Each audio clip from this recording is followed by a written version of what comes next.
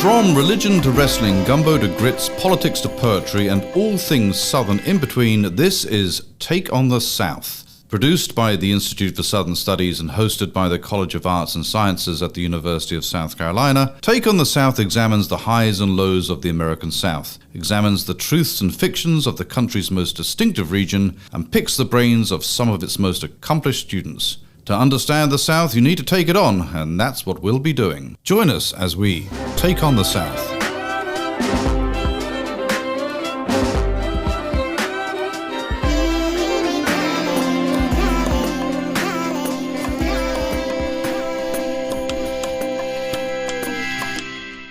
Hi, listeners. Welcome back to Take on the South, the podcast of the University of South Carolina's Institute for Southern Studies. I'm one of the hosts, Emily Allen, and I'm excited to share with you one of my conversations about music history and culture of the South. So our guest for this episode is Chloe Smith, who is a PhD candidate in music history at Yale University. Her work examines American folk and popular music traditions to explore social and cultural histories of the region she calls home, the U.S. South. And Chloe's dissertation argues that minstrel tunes and Confederate anthems function as vessels of sonic Civil War memory, from late 19th century popular stages to contemporary Neo-Confederate protest. Chloe also frequently revisits her master's thesis research on musical discourses in Civil Rights era Birmingham, Alabama. A recent iteration of this project won the Mark Tucker Award at the 2024 Society for American Music National Conference. And I saw that presentation. It was great. She is from Anniston, Alabama, and she completed her BA in History and Music in Birmingham and has worked as a music teacher and violinist for several years. So welcome, Chloe, to the podcast. Yeah, thanks so much for having me. I was so excited to get this invite. Yeah, and I'm really excited for people to kind of think about your work today. So just to kind of give our listeners and viewers some context, can you tell us a little bit more about yourself and your overall dissertation project? Yeah, I'd be happy to. So I, as you said, am a PhD candidate at Yale University. I just finished my fourth year, so I'm very much in the middle of dissertation writing project right now. So everything I'm talking about is quite in progress, but I'm really excited to talk about it. So my background is kind of, as I was a violinist growing up, I went to undergrad to study violin and then got really invested in like local history things and so I added a history major about halfway through my music degree. And so yeah, I've ever since then been really invested in kind of asking like how people, like ordinary everyday people, use music to respond to and navigate the world around them. And that kind of manifested itself a while back in looking at like Civil Rights era Birmingham. And more recently, I've been looking at Civil War memory among people who consider themselves inheritors of the Confederacy. And so my dissertation project kind of started, I would actually say it was like in 2020 when COVID happened, lockdown happened, and that summer there was a lot of talk about Confederate monuments because of the protests after the death of George Floyd. And this was kind of like a hot topic everybody was talking about with like whether these monuments should come down or not. And there was this song, I don't know if you've heard it, Emily, or if any of your listeners have. It's I Wish I Was in Dixie. It's this minstrel song from the 1850s, blackface minstrel song, a popular song, that is basically waxing nostalgic for the Old South. And it was a Union version of this song came about like in the 1860s during the Civil War. And in 2020, people made this Union Dixie into a trap remix. And they were using it to comment on like on TikTok and like Facebook and YouTube.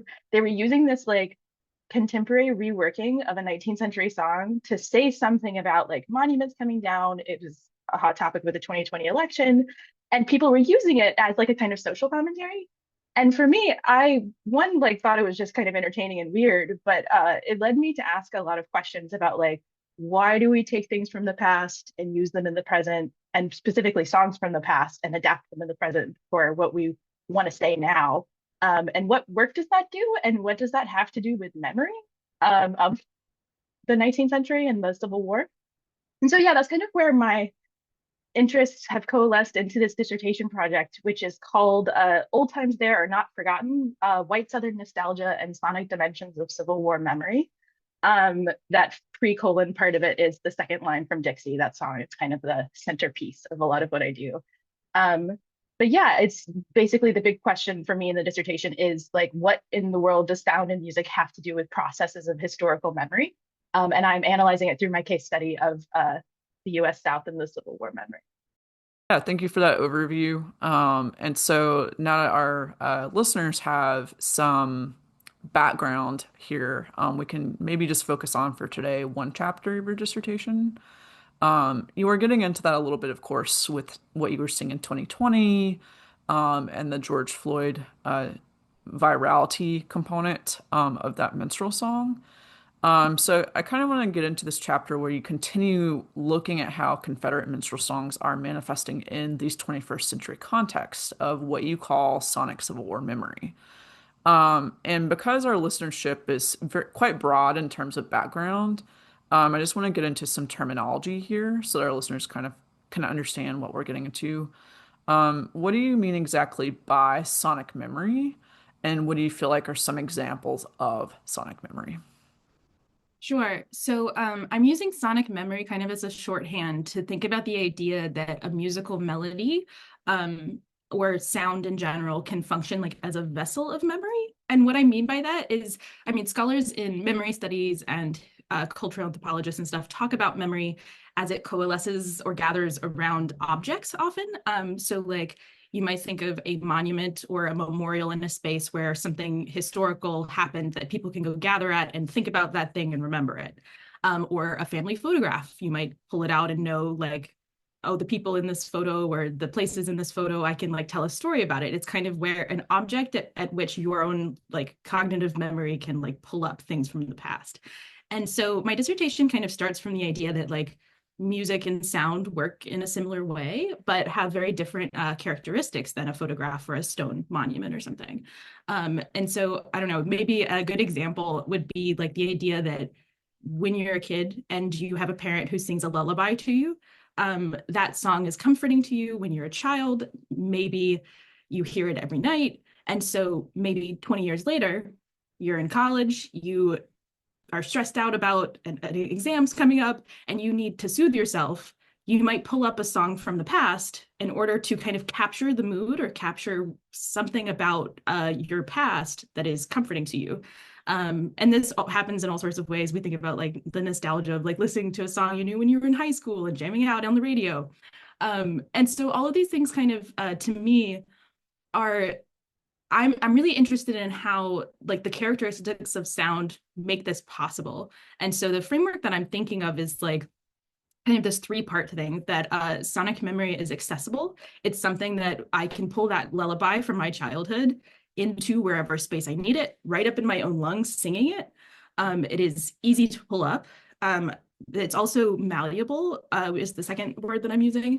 And that to me means that one, I could change the lyrics to it. If I need to make it a pep talk for a specific thing, I can make that comforting feeling in the memories I have with the song adapted to something new. Or also just like moving something from the past into the present, like it's no longer a parent singing a lullaby to me. It's a different context, but the meaning is connected over time is kind of the point I'm making there. And then finally, the last characteristic of sound that makes sonic memory really work is its mobility. The fact that I could take a recording of a song and play it for you, that I could teach it to my friend next to me and we can sing it together. There's just something about sound that operates differently than like a stone statue or a symbol or even a myth or a story.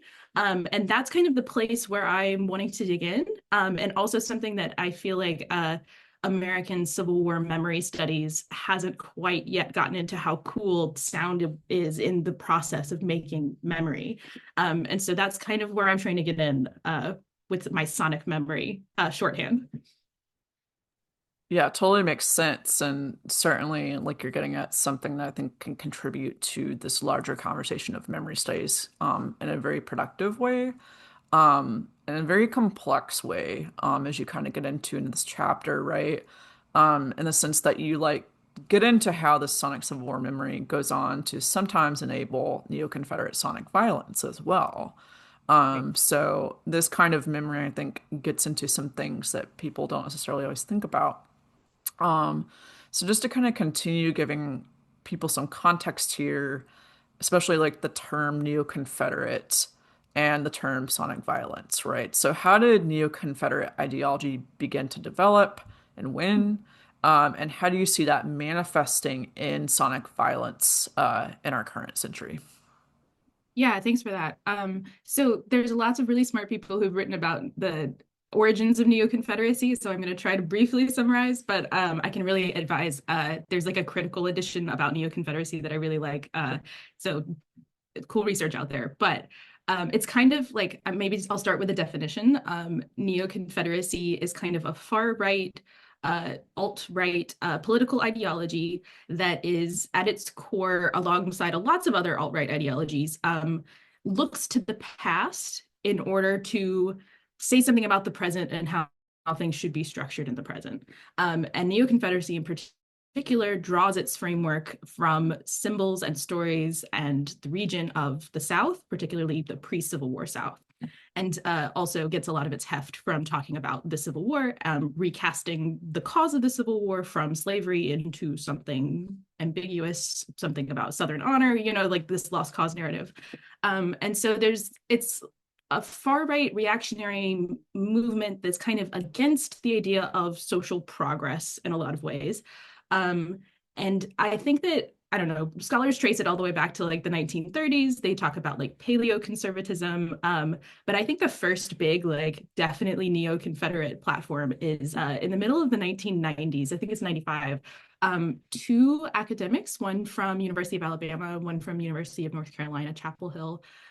They published a manifesto called, I don't have the name of it off the top of my head, the New Dixie Manifesto. There it is. And it's the South Will Rise Again is kind of the subcolon title of it. And it's in the Washington Post. It's pretty broadly accessible. And basically, like, the three main ideas that come out of this manifesto is one, that the not only was the Civil War a war of Northern aggression, but that war of Northern aggression is still happening in the 90s, that the federal government and all of its liberal overreach is stifling the South, and their corrective is home rule for states. Like, they want a confederacy where states are more independent than the current way the federal and state system works in the United States. Their second idea is that there is a ongoing genocide of Southern culture and its symbols. And basically that's about like their ability to teach Southern history how they want to, the idea that Southern monuments and Confederate monuments in particular are being torn down. And they see that as a bad thing. And the final thing that I kind of draw from this manifesto is the idea of the heritage, not hate, which is a theme that we hear a lot from people defending, especially the Confederate battle flag. And it's the idea that the South was not uniquely racist, and that the Civil War was not, in fact, over slavery or anti-Blackness in the first place. So all of these ideas kind of coalesce in this manifesto in the 90s. And afterwards, like, I feel like that even in the 90s, this is quite a fringe political platform to hold, right? But I see through the 2000s and through the early 2010s, these themes kind of transform in ways like, and I'm thinking especially like in terms of sonic violence, minstrel songs like I Wish I Was in Dixie, and that song is also a Confederate war anthem. It works in both ways. Are kind of deployed and used in order to posit this quite exclusionary political idea. It's in order to like throw it in people's faces, often is kind of the way that it's used. And so one of my case studies in the dissertation gets into, there's this protest that happens in 2017 in Dallas. And there is a Confederate War Memorial that has existed in the park, in this park in Dallas since 1896. It's been around for a long time. And there is in 2017, kind of in this moment of like, there's the Black Lives Matter protests, there's protests about Confederate monuments happening across the South. A group of people come to this war memorial and they gather underneath and they're giving speeches and they try to advocate for the removal of the monument. And a couple of people from the Sons of Confederate Veterans chapter, local to Dallas, show up And they're kind of bristling at the idea that the Confederacy had anything to do with slavery, anything to do with contemporary anti-Blackness. It's right in the wake of the Charleston shooting with Dylann Roof.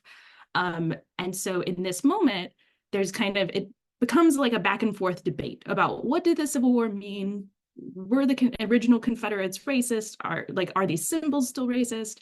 And in the height of this conversation, it's devolving, people aren't listening to each other. They start singing. And that's like a moment to me that I have zoomed in on. Originally, like the anti-monument protesters, which are largely Black people, start singing the civil rights anthem, "We Shall Overcome," which is drawing upon a long history of resistance to white supremacy. And in that moment, there's two figures from the Sons of Confederate Veterans chapter who immediately, as loudly as they can, start singing Dixie in the faces of these Black protesters. And so most of what I'm trying to draw when I say sonic violence is the idea that they're using sound to dominate the scene, to like posit an ideology about what the past should, or what the past, that the past should be reinflected now in the future. And they're have this like ideology that they are basically using their voices as loudly as they can, basically shouting to crush out dissent, to say, this is our space, you don't belong here.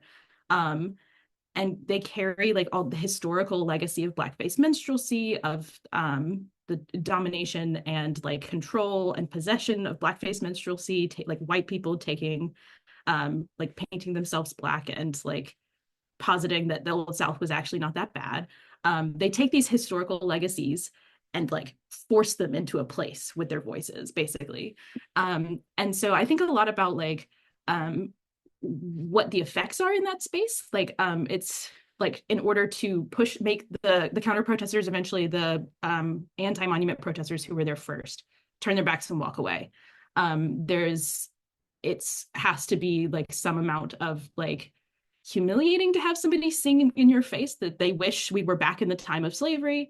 There's some amount of like physical overwhelming your ears with how loud it is. So in all of these ways, like they're using a song to capture something about the Old South that they really value, and to just inflict it in the faces of people who disagree with them and in the ears of people who disagree with them. And I see this work playing out in several different scenes that I get into more in the chapter, but I feel like this was a case that was kind of like a viral moment briefly, like after it happened. And it has allowed me to just think about like, what is sound doing that's not just like, it's not just like waxing nostalgic, it's not just being sentimental about the Old South, but it's something active and it's something forceful and it's something violent ultimately. Yeah, and we'll kind of come back to what you were getting at with the Dallas case study in terms of in these physical sites, right? How that sonic violence is like being executed and manifesting. Kind of turning for a minute to the other side of this, which is the digital spaces, right? You talk a lot about how you're using digital ethnography to observe a lot of this, like the how sonic Civil War memory and how Neo-Confederate sonic violence manifest. So what has that process been like for you in doing digital ethnography to unpack everything you were just talking about? Sure. Well, first of all, I was really surprised that this was the way my research went. I had never done digital ethnography before this project. It was not something that I expected to do. I'm kind of a music historian, and like I'd never looked at anything past the 70s until recently. But in my quest to find out like how are people using these songs now, I found that part of the way that they manifest is they're often spontaneous. Like it's popping out in moments like a protest where emotions are high and somebody calls upon a song in order to do something spontaneous in that moment. And so it's quite hard to like plan to go do physical ethnography somewhere where I think they might sing. Like there's something just like really practical about being able to analyze videos of these moments that have already happened. So yeah, it kind of stumbled across this because I was like looking for the songs on YouTube and just happened to scroll through the comments because I love to do that on YouTube. And people say crazy things in the comment sections of these songs on YouTube. So it'll be anything from I Wish I Was in Dixie to like the Bonnie Blue Flag to God Save the South, like all of these different Southern anthems. And I have come to understand the comment sections on these videos as sites where people do a lot of work to connect the history of the Confederacy and their memory of the Confederacy to their present day. And so in the chapter that I'm working on, I often connect that to the tenets that I laid out before about Neo-Confederacy, that the Union in the Civil War was the aggressor. And they kind of transform that into the modern day. There's lots of like anti-Obama, anti-Joe Biden inflections in casting these federal figures as the new Northern aggressor. And then there's also like a lot of anxiety and fear about like, man, they're taking down like this monument in my town, but this song like makes me feel better about that. And so often like the way that these songs travel goes much further beyond like a physical place, like where a monument is. And so I find comments from people all over the world. So that process like has ultimately been just one of clicking and finding weirder and weirder and crazier things. But I wanted to have some sort of process to it that wasn't just me clicking through. So I ended up making a fresh like YouTube account. And I typed in like, I wish I was in Dixie as one of my first search terms. And then I just watched what the algorithm showed me. And so there's been kind of a mix of like me searching for things that I hope will be part of this conversation, and then also like the things that YouTube is suggesting to somebody who's interested in old Southern songs. So yeah, I think that I'm still kind of workshopping all like how to think about this digital ethnography that I'm doing, because it's so different from talking to somebody face to face in an interview, especially knowing that like I don't know, a lot of the Neo-Confederate ideologies have an invested interest in like coming across as not racist. They defend the idea that it's heritage, it's not hate. And so I feel like me coming into a space with a little microphone from Yale University saying, hey, like, I think the thing you're doing is actually quite violent. I feel like that often would not lead to a very collaborative conversation. So I find that the digital ethnography actually is really helpful because people are anonymous online. They can say whatever they think, whatever they want. And so I'm kind of able to read less so any individual's intention or any individuals like blaming any one individual for something, but I'm interested in the constellation of like how these things circulate and how we can see the different manifestations of the song doing work in different spaces, basically. Yeah, there's so much also with, do a lot of these communities like pay to have their content like pushed up the algorithm, right? It makes you wonder about like that investment of some of these perspectives too. Right. I will say if they're doing that, they're not doing it very successfully. Lots of these videos do not have many views. Got it. Okay. Interesting. Yeah, very interesting. But the comments, there's always like a lot of comments for videos that don't have a lot of views. So I feel like there's kind of a high return rate on people wanting to share and comment on it. Yeah, because I know I've seen where certain people will hire bots to like leave comments on things. So it just, yeah, it makes me wonder how much of that affects some of this too. So that's really interesting that, a lot to think about with this methodology and very, like, I think you were getting at like productive way of doing this work. Yeah. And I think that especially like Neo-Confederacy in the 21st century and not in the 90s demands an attention to the way these ideas circulate online. Because it often, and I think part of what I'm interested in is with music, it happens kind of covertly and kind of like innocently because music is just fun. But in reality, I think these songs are doing some amount of work to recruit to these further right ideologies that I think it is afforded by the social internet. I think there's something that needs examining there that I'm excited to be able to dig into, but often find like quite like, I mean, scary or exhausting to look at, because I mean, it's just everywhere. But yeah, and that's something that a lot of people in ethnography, whether it's physical or digital, right? You have to kind of think about like the heaviness of this kind of work and like, you know, for your own safety even, Mhm. how this kind of manifests that. So kind of that reflexive component to it that you're getting at, I think is also really important. And so we've kind of talked about the two main like arenas of this chapter, right? Which is like these physical sites where you're getting at these songs are being sung kind of in impromptu space, and then the digital spaces like the comments and stuff, right? So you've talked about Dallas and you've talked about kind of some of your YouTube stuff. So across your different case studies in the spectrum, what do you feel like were some of your other takeaways, I guess?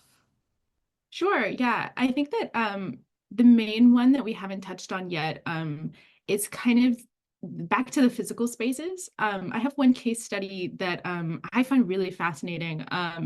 So in 1861, Jefferson Davis is sworn in as the president of the Confederacy on the steps of the Alabama State House in Montgomery, Alabama. Um, and I have some newspaper clippings of coverage of that event. And in the speech that Jefferson Davis gives, he says something to the extent of, "These people before me are a people united in heart." There's this idea that there is a Southern community bolstered by common spirit and common understanding and common goals. And I am making this argument in the chapter that arises out of a case study where 100 years later, people gather on the same steps in the same place for the 100th anniversary of the inauguration of Jefferson Davis, and they sing Dixie together. Um, and that's in 2011. And then 4 years later in 2015, there's another performance of Dixie on the Alabama State House steps. And this one is in response to some state legislature decision that Confederate flags couldn't be flown in public buildings. And they're protesting that idea. And so I look at these performances of Dixie that happen in the same place. And my thing that I get to eventually is that there's something about performing Dixie, like especially in a crowd of people, that allows a different kind of relationship to history, that just gathering together and standing there doesn't quite do.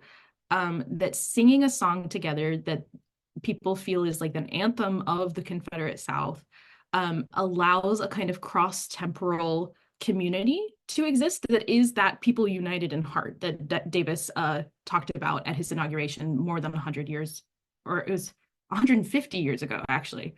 My math brain doesn't work right. So I kind of think about like, what does it mean to sing a song in a place that's already so heavily imbued with historical memory? And I think that the place allows, like, it kind of organizes the scene. It allows people to gather in the place to do a thing. But there's something about singing together. It's kind of an affective, emotional experience. There's something embodied about performance that allows these people, both in 2011 and in 2015 for different reasons gathered there, to access some sort of community through cultural memory that they're not only just referencing, but they are actively, like viscerally and in an embodied way, situating themselves in. And so I think that like ultimately what I'm trying to get at across the case studies is by building, like by singing these songs and circulating these songs, and even to the furthest extent, like listening to the song on YouTube and bopping along as you listen, there's something that situates you within a sphere, a public sphere of what I'm calling inheritors of the Confederacy. And that's not to say any one individual is making a decision to call themselves a Confederate, but it's circulating these texts or these songs creates this public sphere of discourse about Civil War memory, and that it's really easy to tap into because of the affordances of sound. And so people from underneath the Dallas Monument, these sons of Confederate veterans, are actually like literally inheritors of the Confederacy. They have to do paperwork to prove they're genealogically descended from veterans. All the way to, I find people in Russia and China saying, "God bless the Confederacy." Like, this really resonates with my own political moment. And so by investing in these songs and by performing them and drawing them up into your own body, it does something to connect yourself not only to other people in the space that sing the song with you, but to a community over time who has an investment in articulating and defending what the South even is. And so, yeah, I think that like it operates in different ways, and basically like in the digital sphere, it's able to become more and more untethered from the regional South at all. Like it doesn't have much to do with the actual ground of what it is to be in the South regionally anymore. But I think that shows kind of why it's so important to look at music in these spaces, because it allows these ideologies about like who, like this transmutating northern aggressor, for example, like who even is that? It allows it to become anybody. It allows people to take up the symbols and the stories and the myths of the Confederacy and apply them anywhere. And I think that that's like really worth digging into. And I think the songs are like the one really underlooked at way that this happens. Yeah, and I feel like the across physical and digital space kind of gets at this like big breadth of the problem now. Awesome. Well, thank you, Chloe, for sharing your expertise with us today. Yeah, thank you so much for having me. This has been really fun. Yeah, you've definitely given us a lot to think about and a lot to consider in, like you said, both digital and physical spaces. And listeners, just as a recap, you just heard from the awesome Chloe Smith, who is a PhD candidate in music history at Yale University. And I'm your host, Emily Allen, and we'll see you next time here on Take on the South.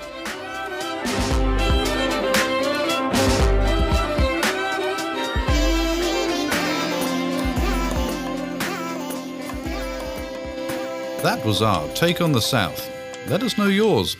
Find us on Facebook, Twitter, and Instagram at U of SC South.